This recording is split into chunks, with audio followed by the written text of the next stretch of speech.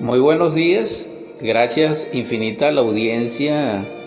Presentamos a ustedes la edición 179 de Superando Nuestros Límites.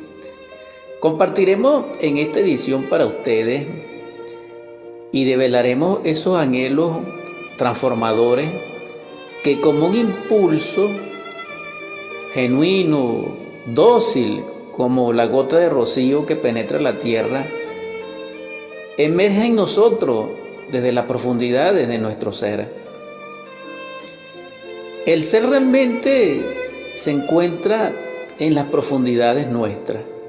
Dijéramos, los que somos superficiales, todos aquellos que tienen una psicología superficial, realmente no podremos tener acceso al ser. Pero también debemos recordar al ser de nuestro ser, que es más profundo todavía, porque allí son valiosas y valederas las palabras de Pablo en sus epístolas extraordinarias, portentosas, que nos legó cuando él afirma que cada cosa tiene su gloria, y lo hemos dicho en varios programas. Hemos recordado esas palabras. Es decir, que existen niveles de gloria entre los seres, entre las estrellas. Y ese es el ser del ser, una gloria más profunda. Repito, debemos profundizar nuestra psicología. Si somos personas superficiales, si somos personas, dijéramos, placenteras, licenciosas, light, que pensemos o actuemos de esa forma, dijéramos, irresponsable, de que nada nos importa y de que a nadie le importa.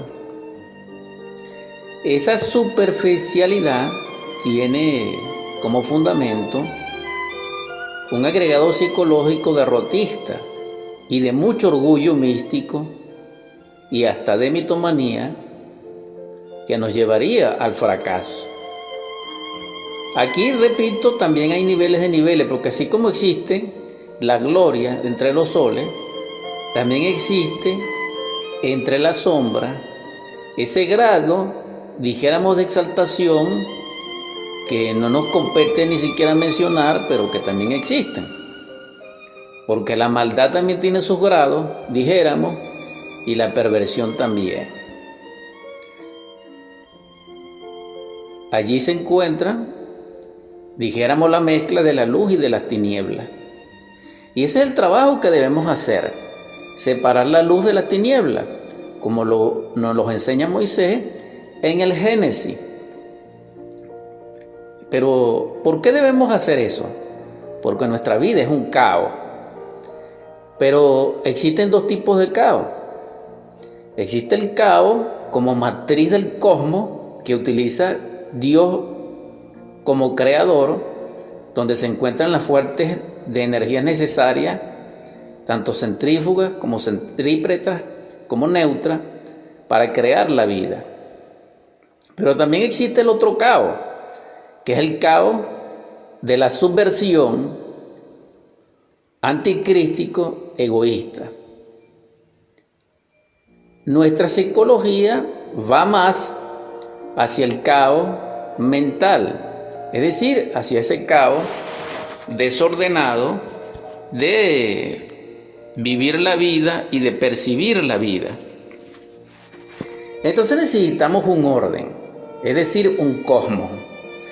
Pero para realizar ese cosmos, que es lo que nos exhorta Moisés, necesitamos que el ser establezca ese orden, porque el yo no puede hacer eso, porque el yo no tiene la capacidad, porque él en sí mismo es desorden, él en sí mismo es anarquía y subversión. El ser, por el contrario, tiene como inherencia, como inmanencia, como atributo, el orden, establecer el orden porque Él en sí mismo pertenece al equilibrio, a la armonía del universo y al orden. Entonces debiéramos dar una oportunidad a nuestro ser.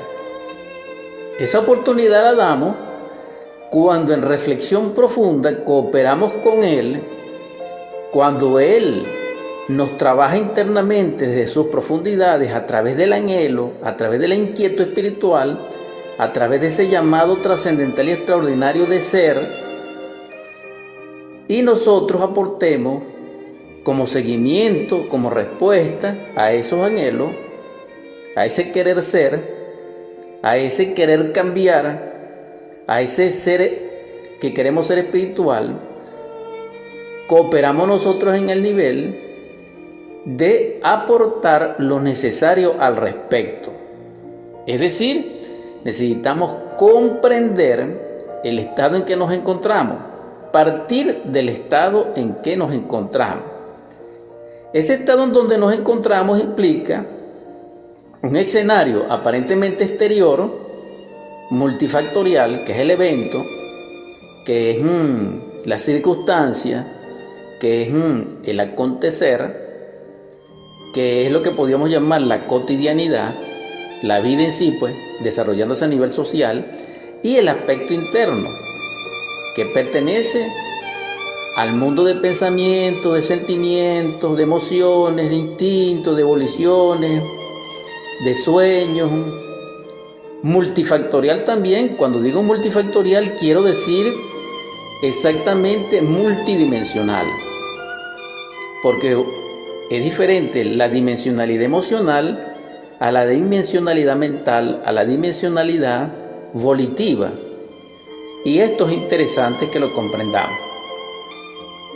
Cuando nosotros aportamos esa comprensión tan necesaria, ya comenzamos a presentar la disponibilidad al orden dentro de nosotros, porque ya nuestro aparato psíquico está dispuesto, receptivo, para que nuestro ser, a través de la esencia, pueda realizar el orden dentro de nosotros, que es el primer trabajo.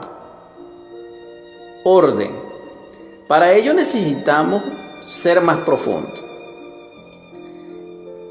¿Qué más necesitamos comprender?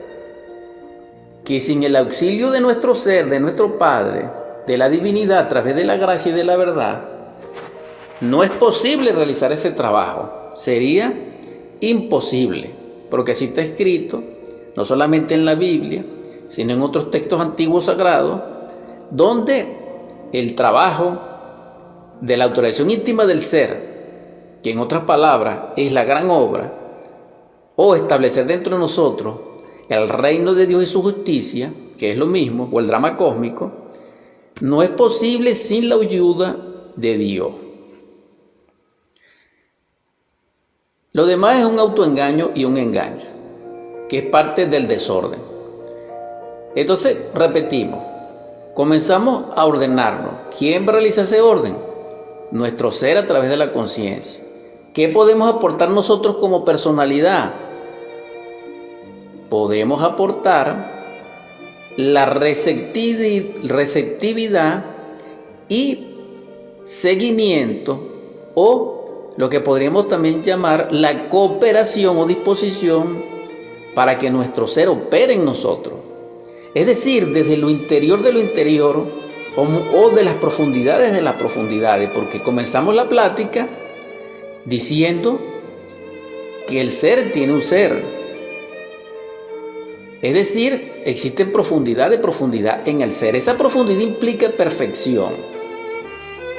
Ahora, si analizamos esto, cuando hablamos de profundidades, estamos hablando de interiorización, no de internalización, no, interiorización. Necesitamos interiorizarnos, es decir, dirigir nuestra atención no solamente hacia afuera, sino también hacia adentro, en forma consciente, en forma voluntaria, en forma intencional, inteligente y emancipada, de las fuerzas de la naturaleza hipnótica que nos acechan. Esto es muy importante. Estamos hablando de una clave de la psicología gnóstica, de la psicología crística, de la psicología que nos permite la autorrealización íntima del ser y la liberación y tener acceso a lo real, porque es la psicología que permite a la conciencia ser libre del yo. Las otras psicologías no. Y eso hay que aclararlo definitivamente una vez más en forma contumaz. Esta psicología que estamos describiendo está al alcance de todos nosotros, porque el ser no puede actuar dentro de nosotros y establecer un orden si psicológicamente no lo haría. Entonces, es necesario desarrollar la psicología. Esa psicología, para desarrollarla desde el punto de vista crístico, es a través de la esencia, a través de la conciencia. Por otra vía es un error. Por eso, las enseñanzas del Cristo, las enseñanzas de los grandes maestros que en el mundo han sido y nos han precedido en el curso de los siglos, por eso, la única enseñanza como fuente en todos los tiempos, en todos los escenarios, que tiene los mismos principios y la misma unidad mística de vivencia a través de la fe, se expresa en lenguaje parabólico, en lenguaje metafórico, en lenguaje de imágenes, en lenguaje de números, en cantos inefables, en el lenguaje sagrado de los mundos internos y de la simbología. Es decir, la sabiduría verdadera, la del corazón, la única enseñanza que lleva diversidad de nombre, pero que es la misma, como principio, como formulación matemática deliberadora y autorrealizadora, yace en las profundidades de nuestra conciencia, porque la conciencia es inmanente a esa sabiduría, porque la sabiduría en sí es una de las columnas torales de todo templo verdadero, y de ese templo verdadero que es la Jerusalén celestial, o ese templo verdadero que también se conoció en el medioevo, en esas historias, dijéramos, de la espada en la roca, y que pertenece a la literatura de la mesa redonda, de los caballeros medievales, etc. Allí en ese lenguaje también se percibe en forma mítica, en forma simbólica, lo que también la misma enseñanza lo vierte en el lenguaje budista, en el lenguaje, un ejemplo, yéndonos más aquí a América Central, donde la civilización maya, azteca, tolteca y sus pueblos o su raza nos legaron varios textos sagrados antiguos donde se describe, repito, la misma sabiduría en otro lenguaje. Puedo referirme rápidamente a uno de ellos, que es el Popol Vuh, el Chilam Balam. Esos libros arcaicos, que incluso son hasta poemas, encierran las mismas claves que Moisés nos enseñó en el Génesis. Recuerdo que unas palabras que denotan en esos libros antiguos el caos, es decir, lo que Moisés llama en el Génesis luz y tinieblas que la separó, ellos lo llaman Yoalí Ejecatl, la región del agua y del aire. Entonces, en esa región, si recuerdo bien, es donde se puede establecer el cosmos dentro del caos.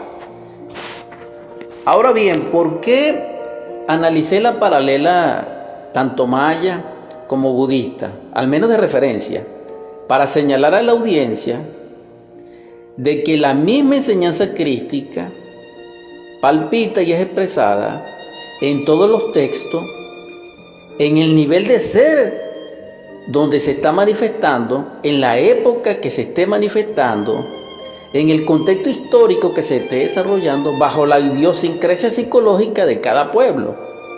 Pero todas tienen en común el Cristo, porque el Cristo es el núcleo no solamente de lo que es y de lo que ha sido y de lo que será, que es la fuerza vivificante, sino que también, y conservadora, sino que también es el principio liberador, el principio salvador, porque es el amor. Ya dicho en el lenguaje más sencillo y más, dijéramos, decantado de la sabiduría. Entonces, si el Hijo es el amor, y también es luz, y es el pan diario de cada día, entonces por eso Él dice, ¿acaso no es más que el alimento? ¿Acaso no es más el alma que el alimento y el cuerpo más que el vestido? Buscad al reino de Dios y su justicia, que los demás se os dará por añadidura.